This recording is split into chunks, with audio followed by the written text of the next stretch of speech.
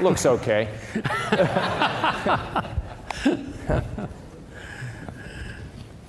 Good evening, everybody. Welcome to this evening's special program.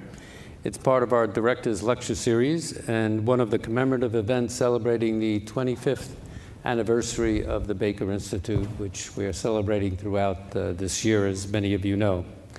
The first event we had was with Bob Zoellick on trade and international economic issues and NAFTA. Then we inaugurated our presidential elections program with David Axelrod and Karl Rove, people from both sides of the fence, and which was quite successful. So this evening, we're truly honored to continue the series by hosting the Honorable John Kasich.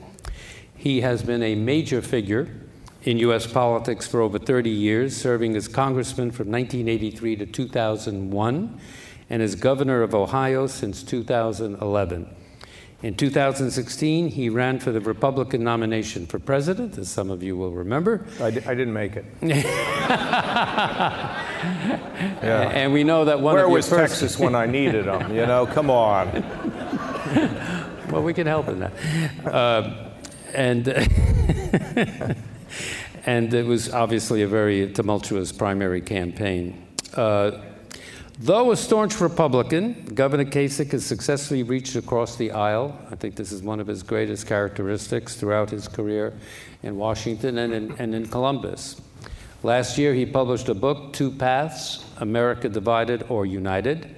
The subject could not be more pertinent or urgent. So today, our national fabric sometimes seems to be fraying before our eyes. Partisanship, in my view, has become poisonous in our country, and political polarization has undermined the consensus building that is critical to effective government. Now, Governor Kasich has agreed to take questions from the audience at the end of our discussion, so please use these two microphones in the aisles and just line up, and we'll proceed at the latter part of the program with that. So welcome, Governor. It's a pleasure. Thank you. It's a real pleasure to have you here. I noticed that when you were a college freshman, correct me if I'm wrong, you won some sort of competition that allowed you to visit with the President of the United States at the time, and a visit in the Oval Office, and the President was Richard Nixon. And you put on a suit, you went to Washington, and you were supposed to have 5 minutes with the President, and you said, I didn't come all this way for 5 minutes, and you were there for 20 lousy minutes.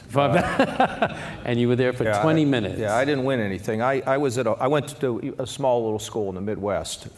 You may have heard of it. In fact, I was there today, called Ohio State University. And I actually was with a football coach today, believe it or not. I took somebody in, wanted to meet him. And I went from there, by the way, to a meeting with Catholic bishops, so it was a kind of a strange deal before we came here. But I was in a dormitory, ambassador, that was, she was 23 floors high. I had 15 college roommates, and I got very concerned about some things that I saw in my first couple weeks.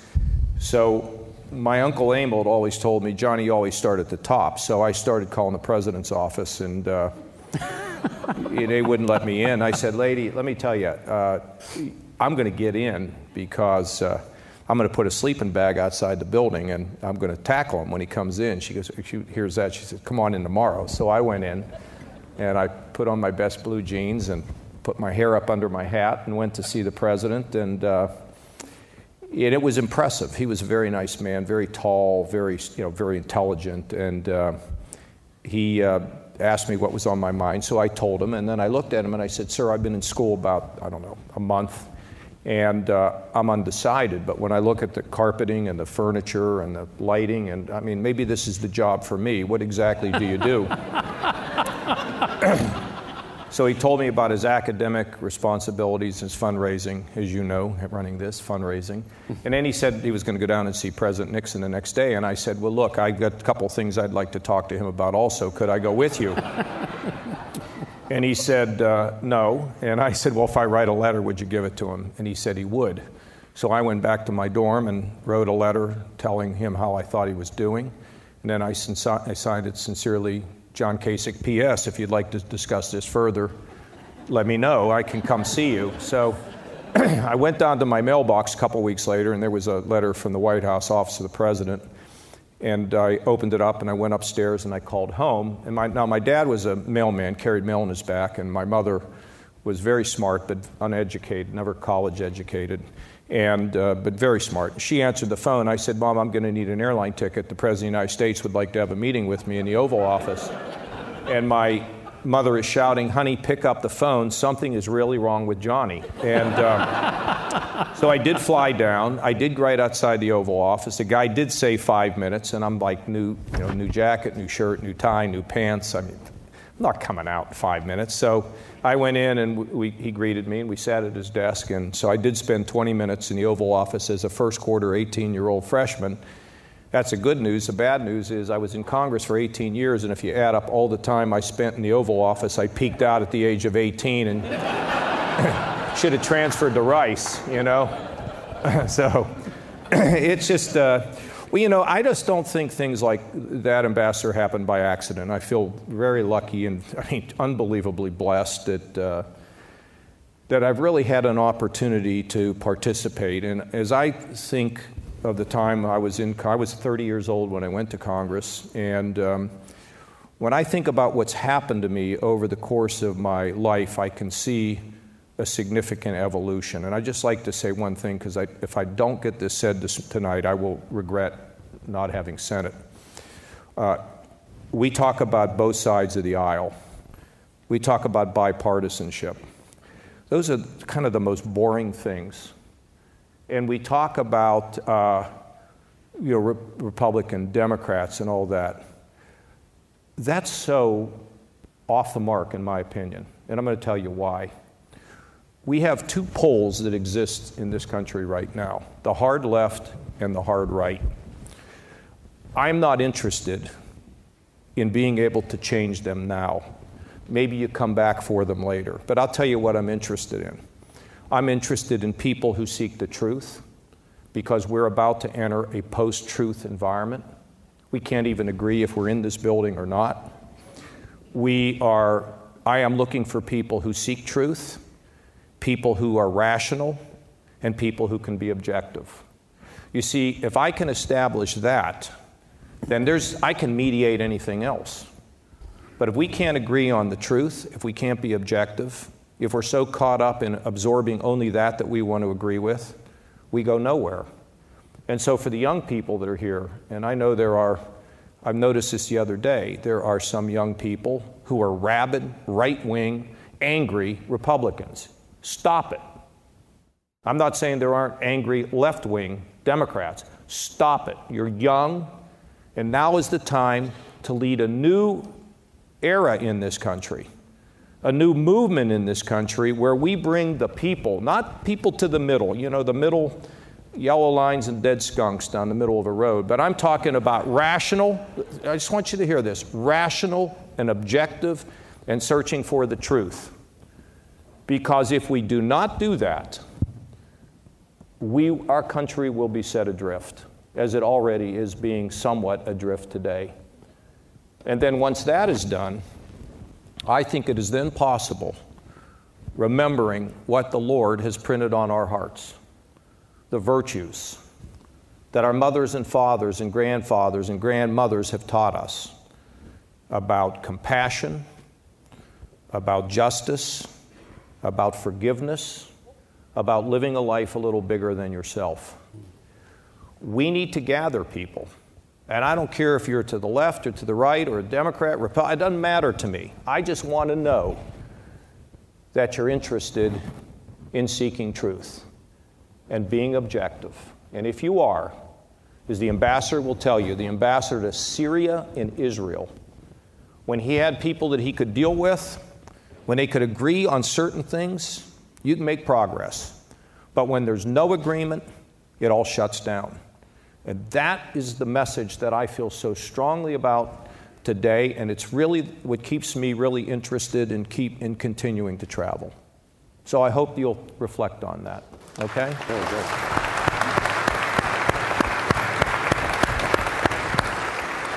You could see we couldn't agree with you more. One thing in diplomacy, the first thing is you have to listen to the other. That's the first step. thought understanding. And we're losing that, as you've very precisely But we must stated. stand against it. You know, we have families now that can't get together for holidays, that can't invite members of the family to a wedding, a graduation. It's nonsense. What are we doing? Mm-hmm. This is not our country. This is like reading about some place down in South America or something. Not to malign them, but it's like watch everything I say today. Okay. Oh, you know what? I don't watch everything I say, but it doesn't look like our nation increasingly. But I'm extremely hopeful with the millennials, with the Gen Xers, and with all of us that see this problem. We'll fix it. We will fix this because we have to fix it. You address this in your book, right? America Divided or United? Well, a little bit. There I talk about one of the dangers is just absorbing that you agree with. You know, so if I'm a conservative, I read the Wall Street Journal editorial page, I watch Fox News, and if I'm a liberal, I watch MSNBC and read the New York Times. I mean, it's time to be dipping into other things and keeping your mind open, right, Ambassador? You can't just absorb that you agree with. That's absolutely right. And shut everything else out. How are you supposed to learn? How are you supposed to grow? How are you supposed to communicate? And more important, how are you supposed to be interesting? You know? That's a good point, yes. You know, Ronald Reagan said once that I'd rather go down with 70 or 80% of my position and, you know, go off a cliff with the flag flying to try to get 100%. Yeah. And you know his relationship with Tip O'Neill. They would get together, they'd have a drink, they would find a compromise. Why is the word in politics, and you've lived politics your life, why has the word compromise become a dirty word? Well, because of the polar opposites and the ability of those who sit on the polls to use social media to try to undermine people, elected officials. So if you have to take a position on something, you have to worry about, if you're a Republican, you got to worry about being attacked from the right. So you got to keep moving right. And if you're a Democrat, you got to keep moving left. And so they're all worried about primaries and keeping their jobs. And real leadership is being able to tell people what you think, not just to take orders from people. It's to listen to them, but at the end, it's to make a decision. And if it's unpopular, so what? I mean, today you're popular, tomorrow you're unpopular. Today you're unpopular, tomorrow you're a hero. I mean, it's just, if you're calculating on the basis of polls, it doesn't work. So a lot of people are afraid to compromise. Nobody should compromise their principles, but if I can get most of what I want, why wouldn't I do that? But I have to also tell you that we're here to talk about politics, but these virtues that I mentioned earlier, which I believe are written on our hearts, but can be eroded with the pace of life today, with the pursuit of money. And look, I'm a hypocrite. I don't do these things, but I know that they're right. I mean, I know you're not supposed to move your golf ball, but I do. So, I mean, that doesn't mean, because I can't live up to the standards that I prescribe, doesn't mean that the standards are wrong. It means that I'm just weak. And I am, and we all are, everyone in this room. But when you think about our culture today, you ever heard of Wells Fargo? Did you ever hear of Hollywood? Did you ever hear about what's happening with politics and religion? How about sports? You held accountable for some of your behavior? Or do you want to just fill the stadium because I got to make more money? I mean, we're seeing to some degree an erosion across the board of everything. And in politics, it's amplified because it's easy for us to look at somebody else, but think about our own lives. So what I believe is that we are best when we can stand against the wind from time to time. We're not going to do it all the time. We're not going to do it right, but we stand against the wind, and we chart a course that we know people would ultimately be proud of us for, our families, our children especially.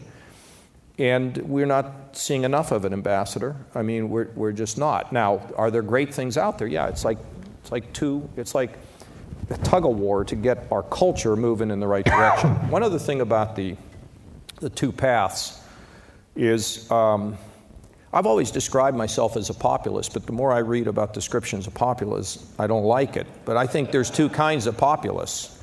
There's a negative populist and a positive populist. So in my state, there are parts of Appalachia or places where people lost their work, where it's really hard. You can't say it doesn't exist. You just can't say pull yourself up by your bootstraps, although that's this new thing. But everybody pull yourself up by your bootstraps, and anybody on relief is a bum and all. Not every, but you hear a lot of that from people. I don't believe that to be true for a variety of reasons, sociological reasons, health reasons, a lot of different reasons. And that doesn't mean we don't require people to be personally responsible, because people should be personally responsible. But I can meet 100 people in the room who lost their job in the coal mine or the steel mill, and I can say, that guy over there took your stuff. And I can make you into a victim. Victims have no power. And they can be angry, and they can give up. Or, on the other hand, I can say to you, yeah, life is tough. We got to get you out of this mess. I'll help you. We can fix this. We can get you some skills. We can get you work. And if all they hear is somebody else ripped you off, it's pretty darn hard to face reality. And that's what is so bad about negative populism, the blame game, and letting somebody declare themselves as a victim. And we all have tough times, but victimhood is not where any of us want to live. You hear that, students? No victimhood. Okay? You've been governor on the campaign trail. You've been in touch with the American people a course of many years. What gives you hope? What really gives me the greatest amount of hope is, to be honest with you, what I said about our Creator. Now, if you're a humanist and you wake up every day trying to improve the world, I'm cool with that. And I'm not trying to shove anything down anybody's throat. But I happen to believe in the Scripture that's very clear about the fact that what the Lord wants, what He wants is written on our hearts. And it's not about who you're sleeping with or any of that stuff, okay? It's about compassion and forgiveness, about human potential. I think if we can discover that again, we can begin to drive change from where we live up. Waiting for politicians to solve our problems is ridiculous. We need to begin to come together as a community. And let's just take those places that have been devastated by unemployment. We're all in it together. If somebody loses their job, it's not like, well, it's there and I got mine. It's like, okay, what are we going to do about this? By the way, before I forget, I am just absolutely beside myself in reading about these people who were sold homes in a reservoir here in Houston, Texas. And in order to know you were living in a reservoir, from what I understand, and maybe I'm wrong about this, but from what I understand, you had to have a microscope to read the fine print about where you were buying your property. You get mad about politicians? How about that? Who was behind that? People. Okay, well, there's good and bad. It's all about, and we all fall. We all fail. We all fall short. Every one of us does. But my hope, Ambassador, is in the fact that we know we need to fix these things, and we know we can. And the greatest movements in my lifetime, civil rights movement, bottom up. Movement to end the Vietnam War, bottom up. Reasonable limits on the Second Amendment, bottom up. These are the movements that change our country. Wait for the politicians, and you might as well be waiting for Godot. For those that have never read about this, he's a guy that never shows up, okay? And I don't mean to overly sermonize, but I feel so strongly, and so I do feel so good because I see, and I'll give you a couple examples. I'll give you just two very quickly. I give out these medals, Courage Awards. I've done it for 8 years. And I think it was my buddy Arnold Schwarzenegger's, it was his idea. And by the way, Al Pacino told me never to drop names. But anyway. And I love him, by the way. Arnold's a great guy. And I come up with these Courage Awards. So this year I gave out 3, but let me tell you, well, 3 of them. One of them was a student who suffered some issue of mental illness and also eating disorders and all these things. And she started a group up at Kent State, and I gave her a medal. The second person I gave a medal to was 10 years old, and he, because of drugs in his family, he'd been in and out of homeless shelters at the age of 10.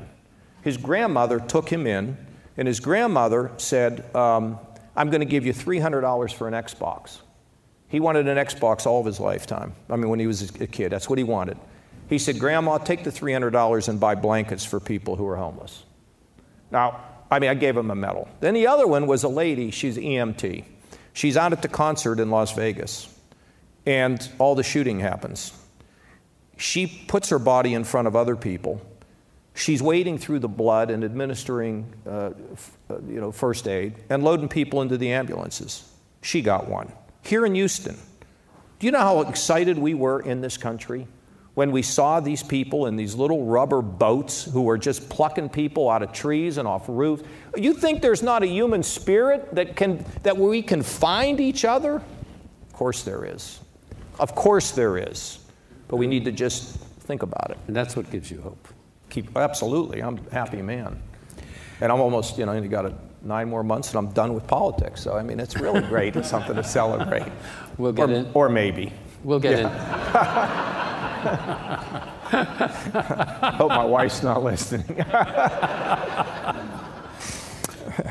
Getting into politics, President Trump's agenda has 2 signature and controversial issues, immigration and trade. And do you think he's taking the right approach on each one of these issues? Well, I think the DACA kids should be permitted to be in this country. It should have happened in 5 minutes. I don't understand all this. And they've been forgotten. They've been forgotten by both parties. The Republicans have forgotten them, and, Chuck Schumer cuts a deal on the budget. Forget them. I was telling this friend of mine the other day, he goes, why do you care about this? I said, okay, so your son's getting married, right? He goes, yeah. I said, did you know that your son is marrying a Hispanic who was a dreamer who came when she was 6 years old? And when they have a kid, he's going to have to choose as to whether he's going to live in Mexico or in the United States? So I never thought of it that way. Mm-hmm. Kid never did anything wrong. The girl never did anything wrong. She'd be shipped out, deported. It's unbelievable. I believe in immigration. Ronald Reagan believed in immigration. See, I have not left the Republican Party or moved away from it. It's moved away from me. Free trade, immigration. Now we got to protect the border, and nobody says that we shouldn't protect the border. Of course we need to know who's coming in. Any country that can't protect its border is not a strong country. But to say that we shouldn't welcome immigrants, in a legal way is, I think, foolhardy. And I was on the stage during all the debates, and they said, well, we're going to ship 16 million people out of the country who came here illegally. I said, okay, if they have not committed a crime, they're a part of our society, we're going to ship them out. I guess we're going to have school buses and round them up and put them on the school bus and drive to the border and shout, get out. It's not going to happen. And by the way, in 1986, Reagan was the leader, along with the Republican and Democrats, to say, that we were going to have amnesty for people who were here. Now, I don't like that word, and I think there has to be a penalty with come to somebody that breaks the law. You're here, I don't think you should be a citizen, but you should be able to be here. We ought to know who you are. You got to pay a penalty because you got to pay a price. That's the moral order. You violate the law, it's got to be recognized, and you have to make up for it, restitution. We can do that without shipping everybody and creating all this chaos in this country. And so I don't get it. And then on trade, we've always been free traders. Now, I've been suspicious of trade for this reason. If we get cheated, we need to have a quick, expedited process to blow the whistle. But the idea that we're going to have a trade war, look, I hate to tell you this, I don't kind of look at things in politics like Republican, Democrat. I kind of look at the issues. So President Obama wanted to do the Pacific Trade Agreement. I agreed with the Pacific Trade Agreement. Why? Because all these little countries in Asia want us to be there, and we need to strengthen them. And not only would it be good economically, it would be good geopolitically, because we create a vacuum, and guess who moves in? China. And what's China's values? Forget it. okay? They say they're going to be the definition of what it means to be free. I mean, it's ridiculous, okay? So we create a vacuum. Now last week the president says, maybe we ought to go back and look at it. We should have been in that agreement. And we should have demanded, make our demands, and we should have an expedited process where if we get cheated, we can stand up. Because right now, the bureaucracy of government is so slow. By the time somebody cheats and we find them guilty of cheating, your job is lost. So it has to be sped up. There has to be a process to do it. But my party has always been just for free trade all the time, and I happen to think that that's the right position. Hey, by the way, 40 million Americans have jobs connected to trade, and the biggest people involved in exporting are small and medium-sized companies. I mean, come on with this. So maybe it's coming back the other way. Larry Kudlow's down there. I've known Larry for a long time. Maybe they'll get back on the horse somehow. You've been an advocate, a very strong advocate, that America must take a leadership role in international affairs. There's a perception, whether it's right or wrong, to get your opinion, that America may be in retreat now internationally. What is your take on that? Well, I will say to you that this whole business of the chemical weapons that the Russians used has done so much to unite the West. Mm-hmm. I hope you agree with that, Ambassador. I agree with we that, are now starting to see a real backbone in the countries of the West. I think for too long I don't know what they were thinking. And we all want to make sure we have a door open to talk to the Russians, obviously, but we were just kind of whistling past the graveyard, and now because of this, the Brits are beginning to look at throwing out these oligarchs and getting rid of their money, because, it's just a serious problem in Great Britain. I give a lot of credit to Macron. Guy's unbelievable. Just talking the other day about the importance of the West and how we can't forget our history, the leader of France. The United States involved there, the effort that was taken in Syria jointly by these countries. A recognition that the Russians are not just a pest, but becoming a dangerous menace, I think is starting to be understood by the West. And look, we carry a heavy burden. We're America. We carry a very heavy burden. It's almost like in your family when your spouse says, why do we have to keep doing this for mom and dad? Why can't your spouses do, or why can't your siblings do more? Mm-hmm. And you can either carp about it or you can say, because we have more and we're going to do more. That's just the way it is. And I think, look, there's no substitute for America. I went to Munich last year with John McCain, who, by the way, he is an iconic American hero. He is a great, great man. And I went over there, and all these people gripe about America all the time. America this and America that. I'm over there, and they're like, it's like when you used to gripe about your father, and then you realize how much you need him. And all that griping was just not that serious. They love us, and they need us, and they need us to be strong and involved and integrated. So we'll see where this goes. Because of that Russian chemical attack, unwittingly, may have united the West like we hadn't been seeing. Mm-hmm. What do you think? No, I agree with that. I mean, I don't think any use of chemical weapons should be left without a response. It's a crime against humanity. And especially for the United States, not to take a leading role on that. I'm even talking about the poisoning in London. I mean, that got us going right away. I mean, it's very interesting. I mean, now we have a big problem, as you know, with what is amazing to me, and a little bit about our institutions and the beauty of America. Austria, Poland, Hungary, they're playing with people who are going to be, rulers that shut down democracy, shutting down autocrats, right. And Poland as well.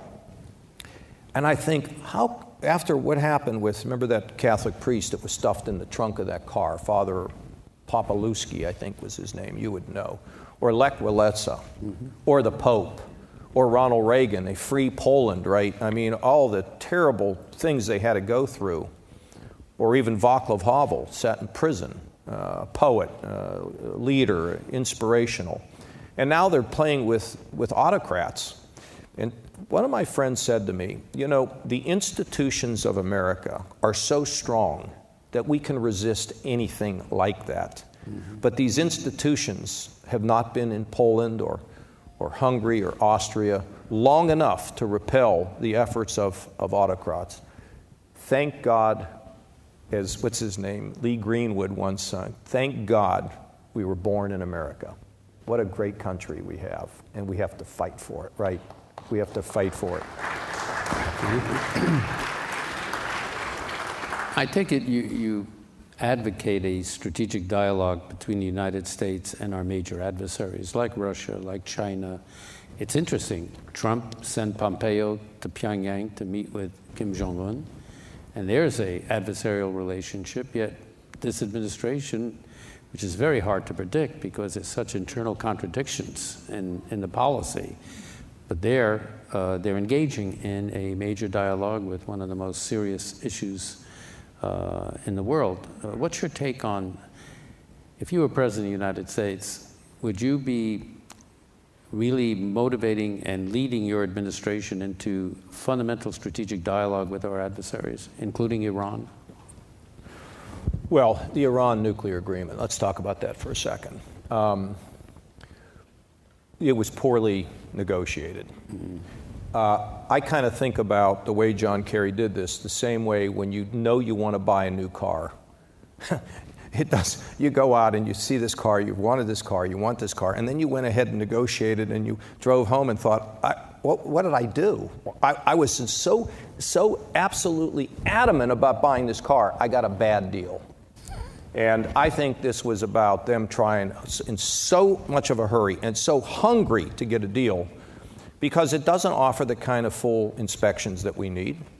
There are a variety of problems with it. Could it have been extended in terms of when they could start to enrich again? I think so.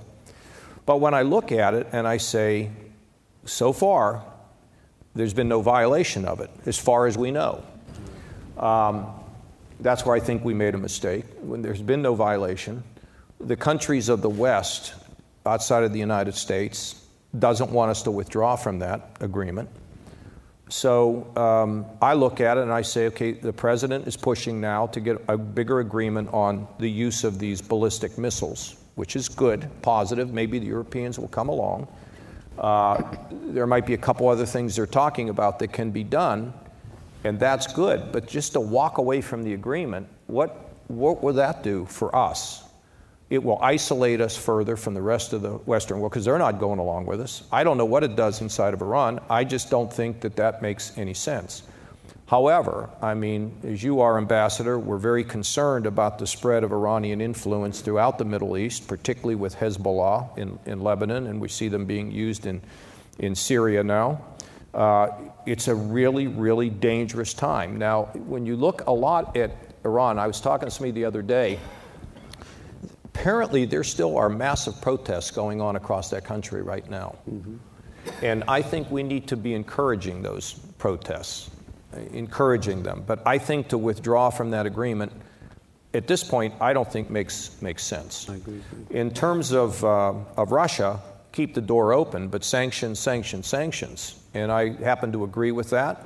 And a unified West. China bothers me a great deal.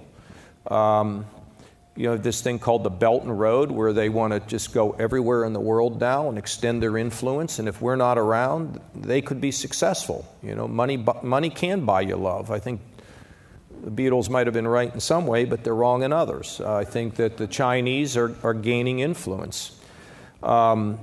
Is a trade war the way to go? No, I'd prefer to have the West, which is having its secrets stolen, joined together. There's ways to deal with this. You can't let them just steal our secrets, and you can't let them cheat us on trade.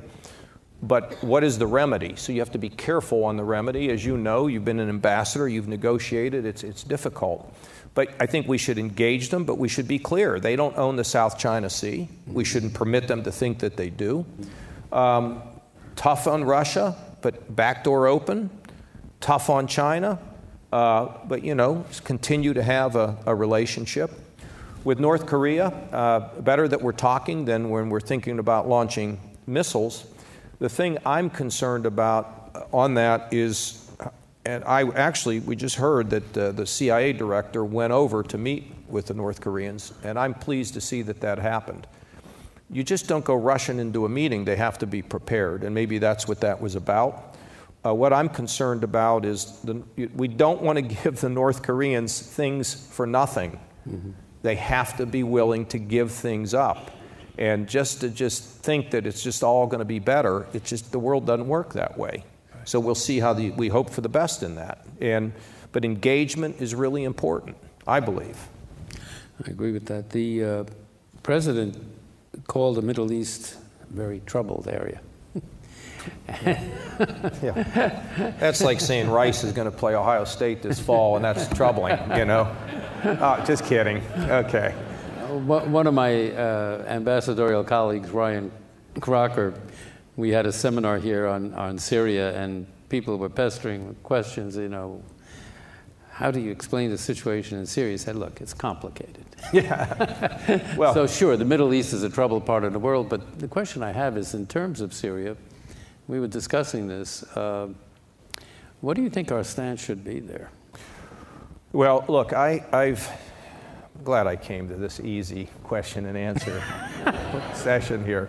But no, in all seriousness, these are profound and important questions. And in 1983, God, I mean, U.S. troops were in Lebanon, and we had a vote about whether troops should remain in Lebanon.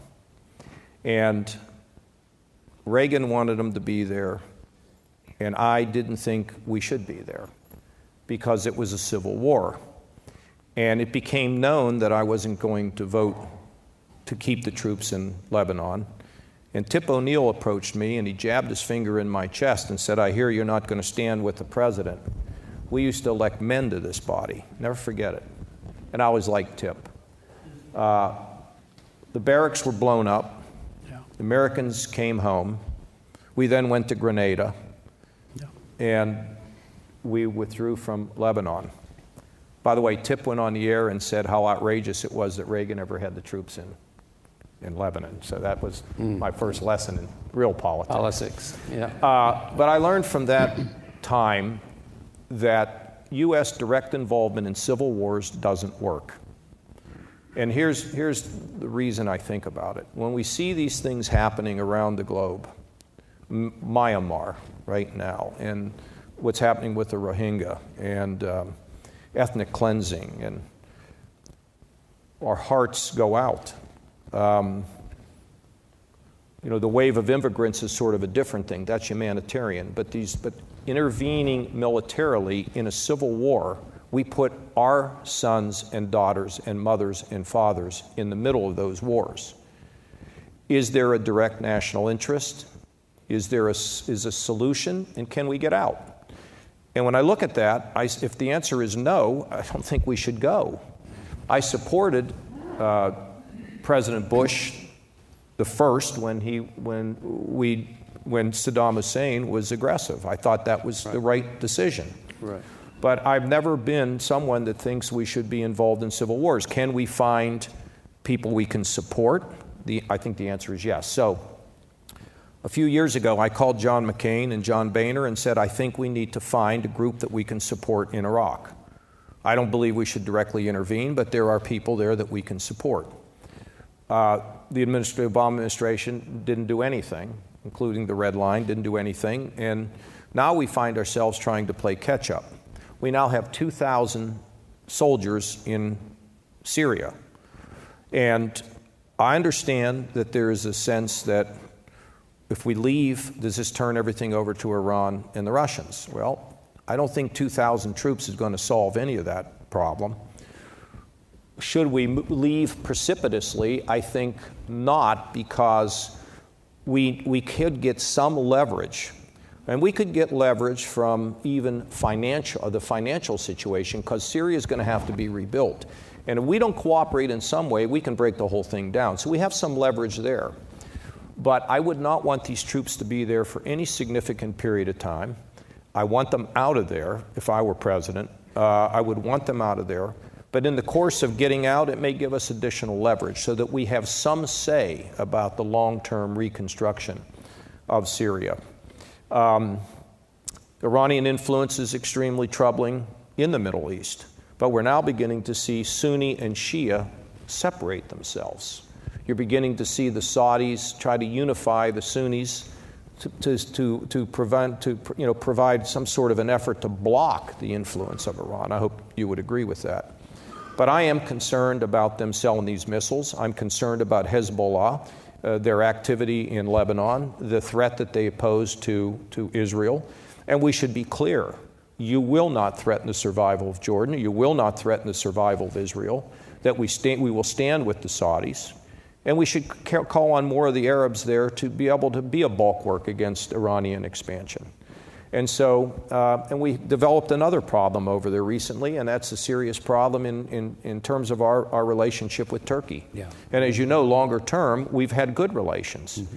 And I get the sense that this Erdogan, the leader of Turkey, I'm not sure that we understood him early, and I'm not sure that we dealt with him in a proper way, and now we've sort of lost him and lost them, and this is really extremely troubling. Now there's a rapprochement between Turkey and Israel right now, and I think that's a good thing that we should encourage. So when somebody says it's a mess, oh, and then we have a war in Yemen, which the Saudis are involved with. Appears the Iranians may be shipping some missiles to the Houthis in Yemen. I mean, this is really troubling. But you know, we know who we have to stand strong for. Egypt the same way. We stand strong for them, and if we do that, that's a policy that I think, frankly, can work. That's, I guess, what I would say, but I would not involve us for any period of time in that civil war. I also, frankly, believe we need to get out of Afghanistan. It's 17 years, and my view there is that we should be able to have and negotiate a way out of that. That's one area where we probably agree, by the way, with Iran. And if there's some places where we can actually talk to them, even if it's backdoor, that's good. I'd rather be talking than not talking. But in terms of Afghanistan, I'm not there for nation building. I don't think that makes a lot of sense. But I would reserve the right, the United States should reserve the right, if we begin to see these dangerous bases cropping up again, that we will take them out. Mm-hmm. But we don't have to have all these people on the ground, in my judgment. I think it's a drain on us. Now that doesn't, I don't want to think it sounds like I'm some sort of a dove, because if the Russians were to threaten the Baltics, that's a whole nother ballgame. Mm-hmm. But I think we have to be careful about this. Could give you an easy question now. God, that was, and I'm just a governor. All I'm caring about is welfare and Medicaid and balancing my budget. What are we doing here, huh? Governor, what's the future of the Republican Party? Well, you know, it's sort of the future of the Democratic Party too, because you know, if you look at the polls, you see that it's kind of up and down in terms of the edge the Democrats have. They're going to have an edge for this midterm election. There's no question. But the question is there going to be a big wave? Now, the Democratic Party, in my opinion, I have no clue what they stand for. I mean, Bernie Sanders, I mean, I used to work with Bernie. You got to be kidding me. You can't tell me what they're for. They want to win this election by thinking that the opposition is going to bounce the ball off their foot out of bounds. You can't win elections without a program. They have no program. So I think their victories will be, at this point, somewhat limited, although the energy and enthusiasm are with the Democrats.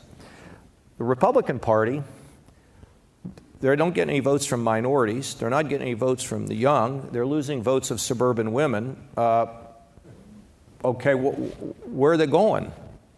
You know, where are they going? Now let's talk about millennials and Gen Xers. My daughters, by the way, are 18, and I know I look awfully young to have those daughters graduating. But they don't care about Democrats or Republicans. They're up for grabs because the parties right now are not speaking to the things that they care a lot about.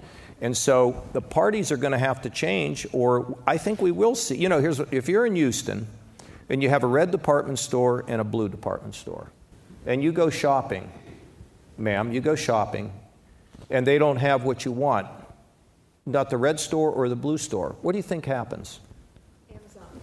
Amazon, she says. Okay. God, she didn't say Facebook.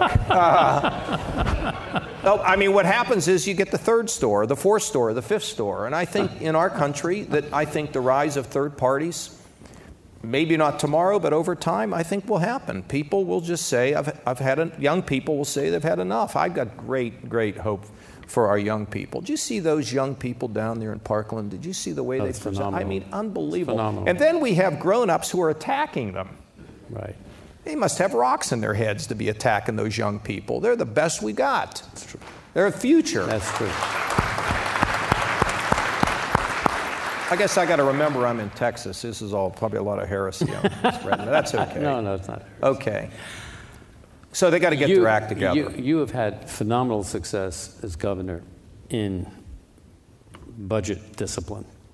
And what is your take? We've had the tax cut passed, but what's your take on the national Well, we're going to debt? have a 23 trillion. I'm writing a op-ed. In fact, it's going to be in the Houston Chronicle with Alan Greenspan. Was it there? Yeah. Brilliant, wasn't it? Anyway, I mean, 23 trillion. That's where we're headed up in 10 years, another 10 trillion. It'll destroy our economy. And we have to deal with it, and we can. And the beauty of, I was also chairman of the budget committee when we balanced the budget in Washington. Nobody cared about that either when I was in the race. Issues didn't matter. It was what quirky thing could you say to get on the morning news, but that was the game. Look, we were a disaster in the state. We were like 15–20% of our budget was in the hole. We had 89 cents in our rainy day fund. We're now structurally balanced, and we have $2 billion in our rainy day fund. Our credit is up. It's good. It's strong. And we also cut taxes, but we just didn't cut taxes praying that all this revenue was going to come in. Be like you lowering the price of people to, come here, and then, thinking you'll have more people. You don't plan that way. So if you're going to cut government, you have to cut if you're going to cut taxes, you've got to cut your overhead. This was the brilliance of Jim Baker. Now let me just tell you why I'm here. So one morning, I decided to wear a green tie. And this was just like 3 months ago. So I put on this green tie, and my wife says, well, that's a pretty tie. I said, yeah, I'm wearing it for Jim Baker. She goes, well, who's Jim Baker? So I explained what a great guy he was. And I went to my office, and I thought, wonder if anybody's calling Jim Baker these days. So I call him. I said, hey, Mr. Secretary, it's John Kasich, blah, blah, blah.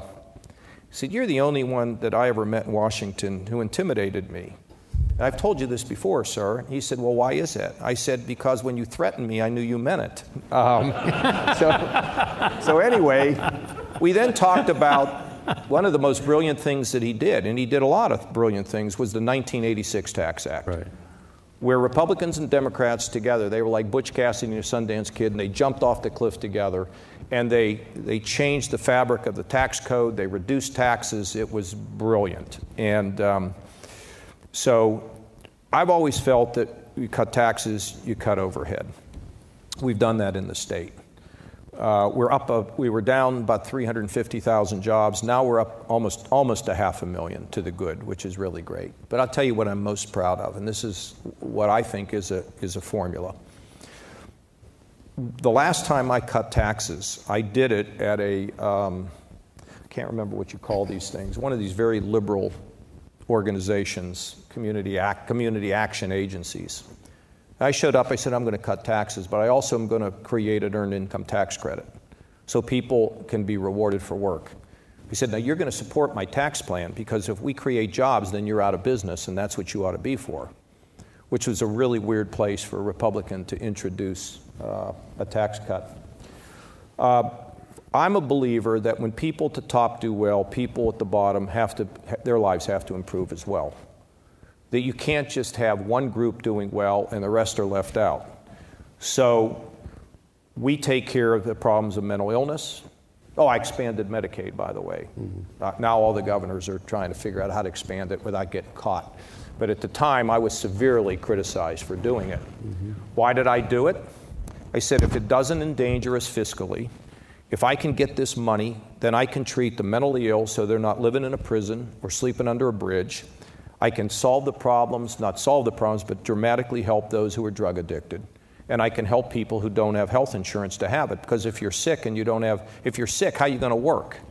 So we did that. So we have more put into mental illness to help fix the problem or deal with the problem, drug addiction, low uninsured in our state, low recidivism in our prisons. We have done things for minorities, significant things for minorities. And I ran for re-election in 2014, I guess. Now, in running around the state, my campaign staff said to me, "You're doing terrible, John. No one is excited about you. You need to start going out there and bashing Obama or something. You just got to get this going." So I went to this Lincoln Day dinner, that's the Republican dinner, and my chief of staff came, and she listened, and we left the hall. Nobody said a word at the speech. I delivered the speech, nobody claps, nobody. We walk outside, she said, "John, no, they listened to every word." I had the election that year. In Ohio, I won 86 out of 88 counties. I won 40% of the African American vote, a majority of union households, and had one of the greatest victories in the history of the state. And why? Because I think that people felt that they matter, that they're included, because we want to believe that people care about us. We want to believe that they care about us. And when you show that you do, that's the politics to me of the future. Fiscal integrity, economic growth, compassion, include everyone. So we had a lot of problems. Police and community, you hear about it? You hear about it all the time, don't you? Well, I had these 3 African American members of the legislature come to see me. They said, we need a commission on race. I said, we're not going to have some commission. What are you kidding about? We'll just create a task force. Let's announce it tomorrow. And they picked themselves off the floor and said, okay, we'll do this. So I created this group. Community activists, left-wing members of the legislature, police, sheriffs, the whole gamut, professors that studied all this problem of police and community. We had unanimous recommendations on the way in which we could integrate police and community, and the way in which we can collect data to make sure that there's not a bias in policing. And not that this is all done, but convincing the community that police officers want to go home at night. They're not here, they want to go home, they got kids too. Remember that their lives are at risk. Took the issue on. We had problems in Ohio, but we've never had any violence in our cities. Now I'm on guns. So people are like, are you crazy? Tell you what we're trying to do with guns. 2 basic things right now in the state. I brought people, no change in the Second Amendment. None, nothing, okay? And then I brought people, they had to commit to the Second Amendment. But there were ones that said there are limits to it. Can we bring people together? Put them in a room. And I said, I'm leaving the room, because if I sit in here, nothing will get done. So I left. So they come up with a couple recommendations. And I'll tell you what 2 of them are. Every unit of the government needs to report felons. We had one county that didn't report felonious convictions for 4 months, which meant they could go and buy a gun when they were a felon. So now we're saying, we're not putting up with that, and I'm going to do an executive order soon to get that done. Let me tell you what the other one is. If you see somebody who is emotionally distraught and they are a risk to themselves or to others, you go to court and you can take their gun away. Now, if that somehow abridges the Second Amendment, please explain it to me, because that's a reasonable limit. Are we going to get this passed? I'm going to do everything I sure can to make sure that it gets passed. But the beauty of that is, and you asked me about hope, you bring people of diametrically opposed positions in a room who are of goodwill, and they're going to fight, and they're going to yell, and they're going to scream, and at the end, they'll work together. Not every time, but 9 out of 10. That's what politics should be about. It's what it should be about. Before we go to the audience, one last question. When you run for the presidency in 2020, who is your vice presidential candidate? That's not a serious question. You don't. Let me ask this. Are you as the president of Texas, you're awfully vigorous, maybe, and knowledgeable. And you could do all that foreign travel, and I could just enjoy the Rose Garden. Join me in thanking the governor for a fantastic work.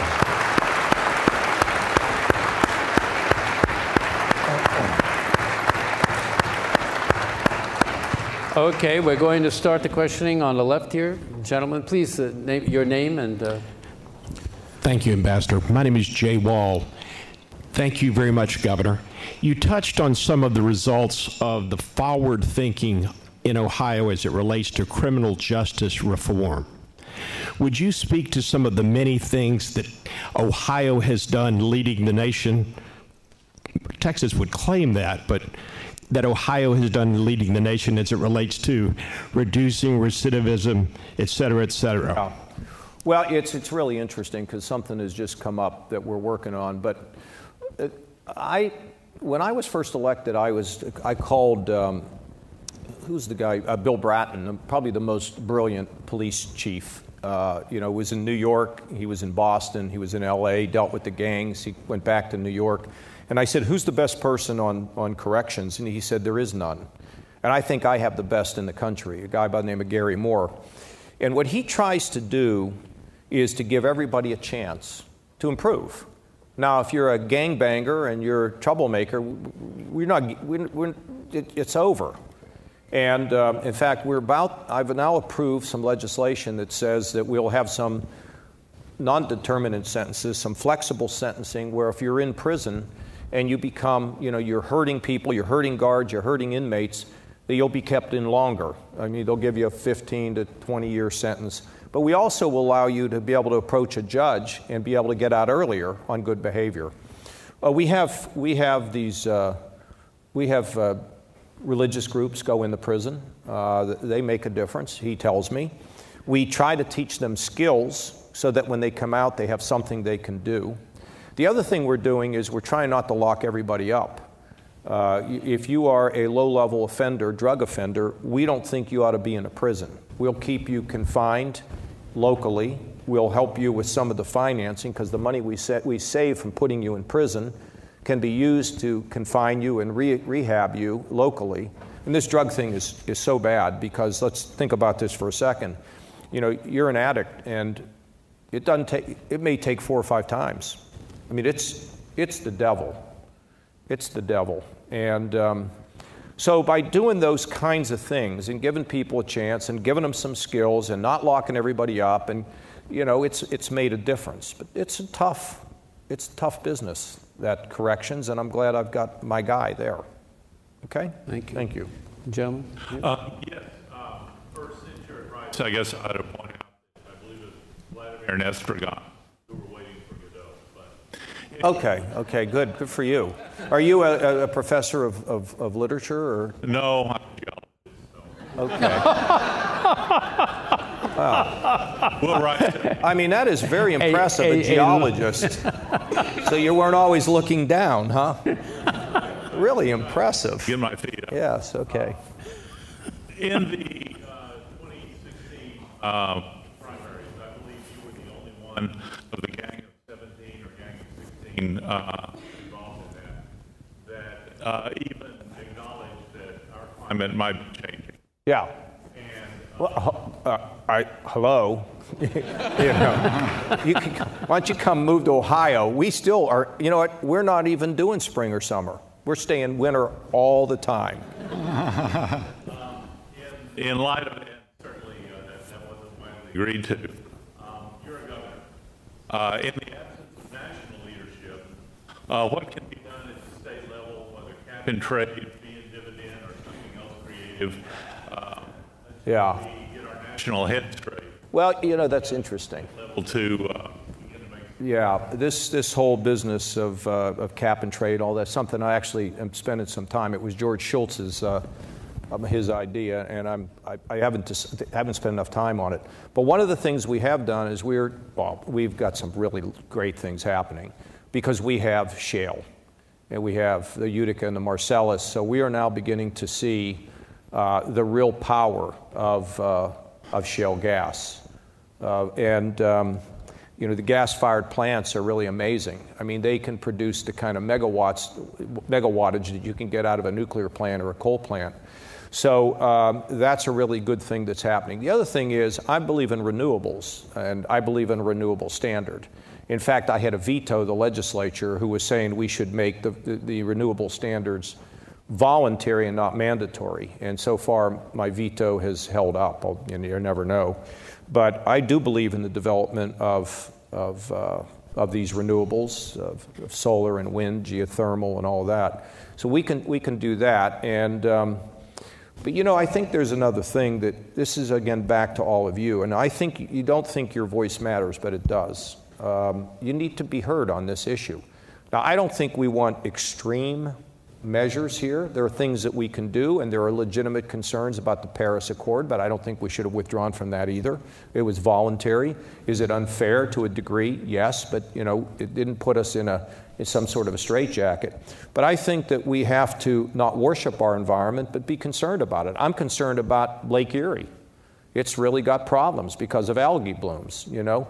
And so we work on that. And how does agriculture fit in with environmental protection? And so we're trying to do all of those things. And that's kind of the way we approach it in Ohio. I'm proud of the fact that we pay attention to this, that we're concerned about it.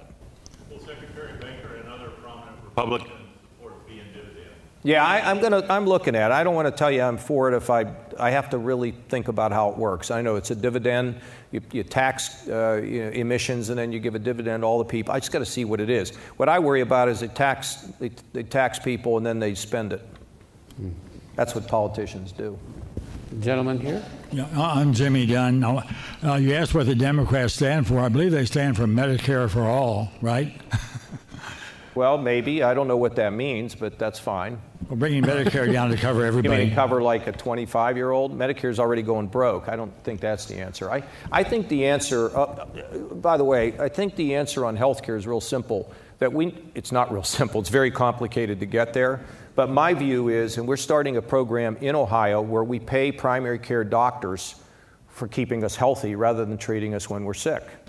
And I believe that companies need to start demanding that insurance companies and healthcare providers get to the point where we're more efficient and we're also the customer satisfied. So in other words, if you are able to create a system like that and the primary care doctor gets rewarded for the way they treat me, instead of my going to the hospital and getting 17 tests when I might only need 3, the doctor has some skin in the game. But that doesn't mean I should be unhappy. So in other words, it's lower prices at, frankly, with great healthcare outcomes. And we actually do this now at the Cleveland Clinic, which is a great hospital, great place. Great. It's not a hospital, it's a great operation, where their employees can get all that they need, but there's expectations for them. And I think that's part of what we need to do. On Medicare, and this is what I didn't say when you asked the question, I believe that it is fundamentally possible to reform the entitlements without having to punish people. I believe that it is possible in the 21st century to develop creative ideas. For example, my Medicaid budget was grown at 8%, now it grows at less than 2%, and we didn't throw anybody off. All we did was to say, Mom and Dad, if you don't want to be in a nursing home and you can stay at home, we're going to let you do that. We're going to pay our bills on time and accurately by turning on computers. We've done that. We've forced the insurance companies to compete more aggressively in larger areas. All of these things together have come to lowering the cost of Medicaid without having to put almost everybody into managed care. These are the things that will work for us and the things we need to think about. My question is, I want to commend you for taking the Medicaid expansion. Most Republican states have not taken it. and the Democrat states have all taken it. So what's with the Republicans on that? And would you explain to this audience the advantage of taking that? Because our governor will not take it. Our county judge wants it, but he won't. The governor won't even discuss it with him. So tell this audience the advantages of the Medicaid expansion. Well, look, the dangers of the Medicaid expansion is if the federal government begins to pull the rug from under you and then says that, right now it was like 90-10, or the match is, it got 100%, then it was going to come down. But if they all of a sudden they pull the rug out from under you, they could put your state in a fiscal spin. And I've told them when I expanded that if that's what the federal government's going to do, then I'm not going to stay in this program. However, if we actually had a Congress that could work, they can, and in regard to Obamacare, I mean, just pulling this program back doesn't make any sense, but continuing the way it doesn't make any sense. I'd like to have more control over my Medicaid, about what's in my Medicaid plan. I want to make it fit Ohio. I would like to be in a position, with the essential health benefits. Okay, if we allowed more flexibility on the essential health benefits in the Obamacare plan, the cost of it would come down, more people would go in. But they're all locked up down there in Washington. It's ridiculous. But what I would say is that I pointed out earlier, because we expanded Medicaid, we had more resources to treat the mentally ill, the drug addicted, and the working poor, and got more people health insurance, which I think is good. But we have to monitor it all the time. And it's just really helped our state. I just heard today, we had a meeting with these Catholic bishops, over 600,000, we have 11.5 million people, over 600,000 people who've been helped in my state because of expansion of Medicaid. I mean, I just thought it was the right thing to do. Good. Gentlemen? My name is Justin. I'm way here. I'm a senior here at Rice University. I have two questions. Two questions. I guess the first on the theme of you asking the president for 20 minutes of his time. I don't know how long you're going to be in Houston, but I'd love to pick your brain. Good, yeah. Okay. Good try. Good try. I'd go see the governor. Let me ask you this. Have you seen Jim Baker? Have you had 20 minutes with Jim Baker? There's the guy you want to see. And he can set it for you. I'm serious. Jim Baker is unbelievable. Second question. There was a recent study that came out that said about half of American jobs are at risk for being replaced or being displaced by automation. Right.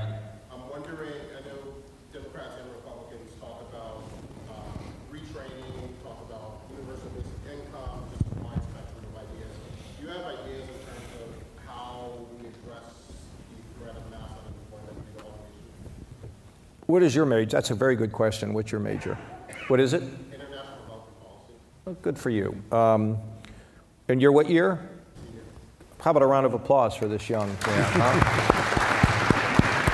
I think there's two giant issues that face our country. One is this issue of virtue, because if all of a sudden you're a politician or you're whatever and you've got to vote on something, you start thinking about these virtues. They're a roadmap for how you should behave. That's kind of the way I feel about this. The second issue, and the greatest threat to us, I believe, and the chance to divide us further, is the issue of the digital revolution. Because you are right. The number one job in America is truck driving. We're working on autonomous vehicles in my state. We're going to have autonomous vehicles. Truck drivers aren't going to have jobs. But I also read an article today that said that over in Central Europe, because they actually don't have population growth, which is what's pretty bizarre about them not wanting immigration. And by the way, if you don't like the immigrants here, send them to Ohio. We want all of them, okay? Because our population's not growing fast enough. They've used robots. But what they found is that the workers were still necessary because of the special things you have to do, which a robot can't do. And that, it's interesting, gives me hope. However, there's going to be great disruption. So what do we do about this?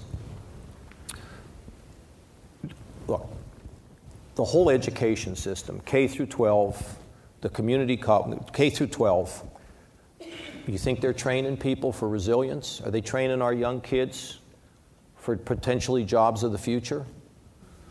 Are we getting students, young students, out of the classroom into businesses? Are the business people being invited into the schools to talk about what the curriculum ought to look like in the 21st century? I don't know if it's happening here. It's happening to some degree in my state, but not enough. My daughter, one of my daughters works at Pink. She's never really cared for math. She went over there and she started learning about statistics. She's a different kid when it comes to math. Now, she understands the relevance of it.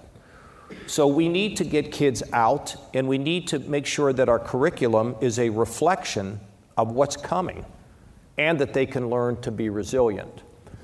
I don't know about you have community colleges here? Yes. Like the 2 years? Yes, yes. They're really responsive in my state.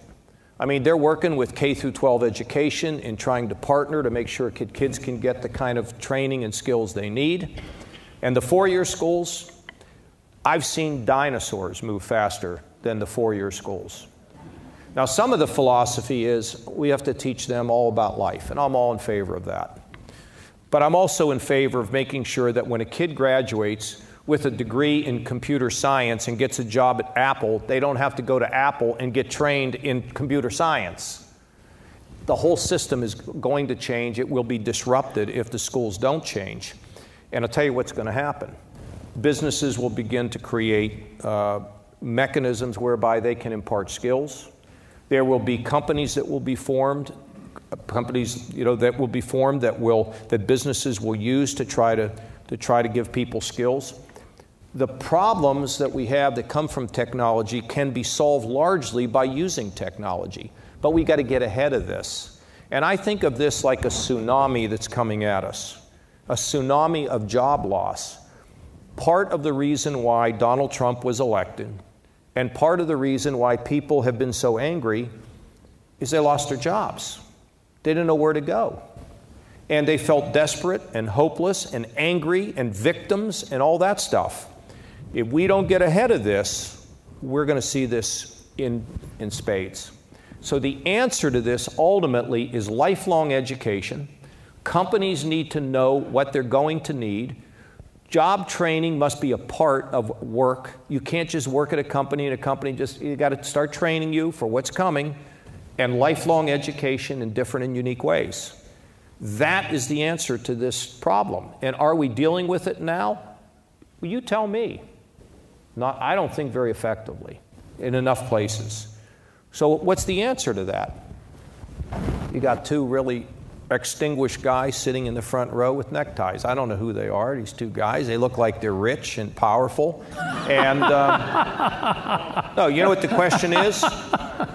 Okay, you're retired, you're not retired from life, so what you ought to be doing is go into the school district where you live, go see the superintendent and say, we've got to make this curriculum more relevant.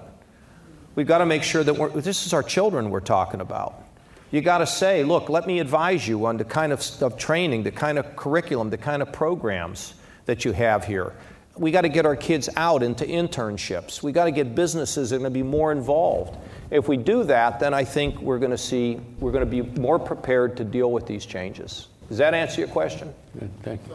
What do you mean, somewhat? I thought it was a great answer. It does. I have to go to another. You know that 20 minutes you were looking for? Forget about it. We're only going to, I'm only going to be able to take a couple of more because we're really... Governor, excuse me. Are you done, sir? No, that's... Go ahead. Governor, welcome to Texas. I am a Polish American who just returned from Poland, so I agree with you about the Polish government. I have 3 questions for you and a compliment. I'll give you very short answers. No, you have to give one question. If you were president, would you have signed the Republican tax bill that raises the deficit? If I were president, yes, we would have had a different tax bill. And the... I mean, it's not like I have to sign up. I said I would have supported the tax bill, okay? But had I been there, we would have figured out a way to pay for it. Remember, I was the guy that, Domenici, Senator Domenici, God bless him, God rest his soul, and I were the chief architects of the last time we balanced the budget. We paid down the largest amount of publicly held debt. It's discipline. So, you know, that's the way we do things. In Ohio, I don't just cut taxes without having a way to downsize government. And now you said Second, one question. go ahead, quickly. Yeah, good. The second question is the Republican base. How does Mr. Trump maintain support among the Republican base with 75 to 80%.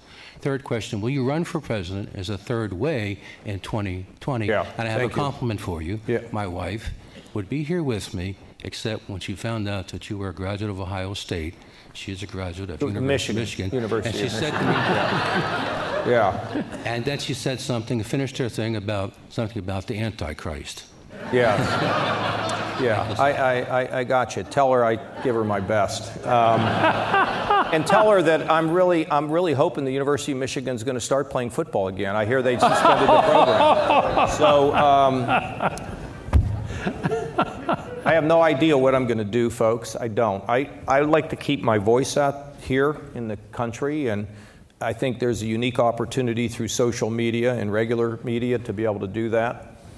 I just don't know what honest to goodness, I don't know what I'm going to do. We have to see what, I can't predict it. And he had another thing that he brought up. I can't remember. Oh, the base. You know, we're tribal. We're tribal now. And, you know, but I also think that that's where you're today. I don't know where you're going to be tomorrow. Just don't be over here on these two extremes. I don't know what else Last to tell question. Cool. Go ahead. Come on, real quick, and I'll try to answer real quick. Yeah, so going off that last question, you're talking about tribalism. You were elected in 2010, the same year that we did a census. So you were able to sign maps into law in Ohio.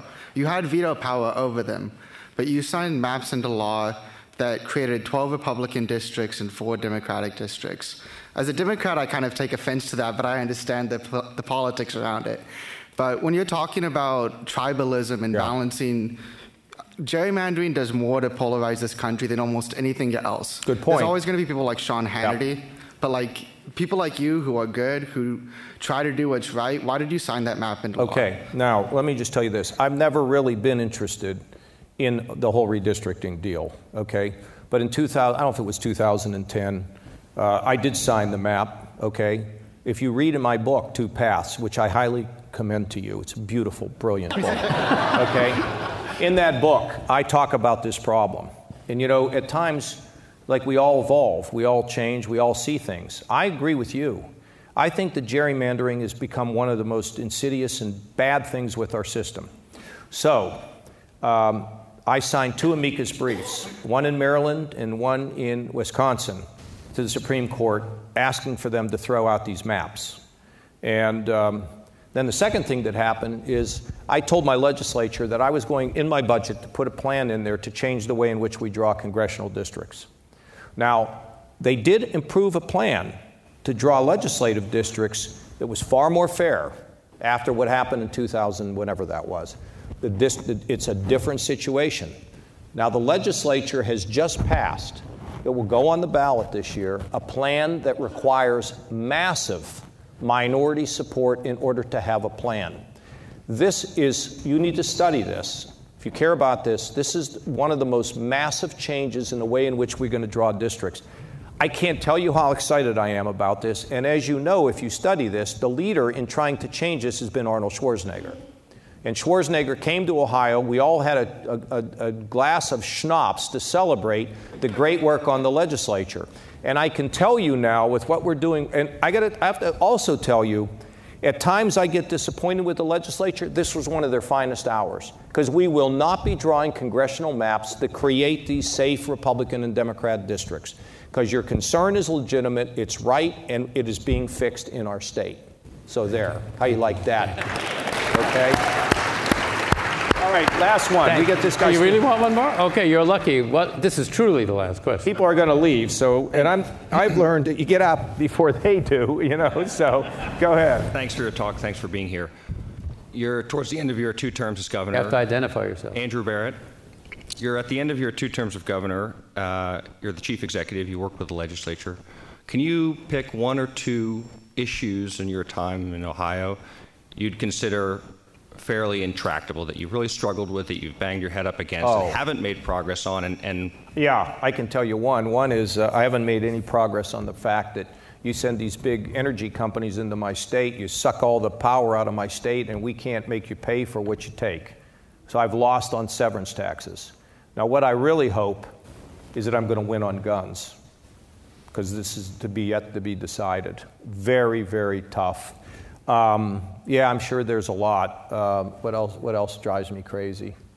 Well, one of the things that drives me crazy, this was kind of small, is I suggested that in the state of Ohio that 2 unelected business people be put, and non-voting business people be put on every school board in Ohio to start trying to fix the curriculum. They killed it. It's ridiculous. It's ridiculous. But look, in this business, you don't get, Jagger was right. You don't get you can't always get what you want, you get what you need, okay? Now, sir, I talked about Godot with the geologist, and in my speech, at my State of the State speech, I talked about Kierkegaard and Camus, and now I've just talked about Jagger, but I want to tell these 2 guys here. I love that song by Imagine Dragons, Help Me Out, biggest hit they had, I love it. Whatever it takes. Who said that? Give that man a canned ham. Whatever it takes. Hey, folks, I got to run. I wanted to thank you. I love the ambassador. He's the best. Please support. Look, the Baker Institute is healthy. They always need money. Send a note to, but they're doing great, and it's been a privilege and a pleasure. I hope look, you don't have to agree with me. Just think about what I had to say, but please be a finder of truth, objective and rational. God bless you. Thank you.